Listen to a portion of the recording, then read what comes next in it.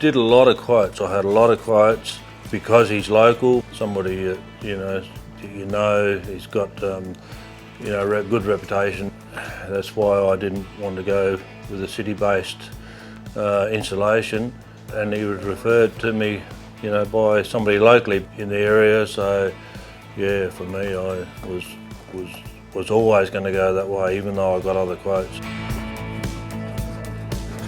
The panels, which are a bit more expensive, but they're the Toyota of solar panels, and Toyota is a proven vehicle. They're just, everybody knows that they're expensive, but they're a proven motor car, and these panels are the same. They're a proven panel. They're just they're the Toyota of panels, and yeah, a bit.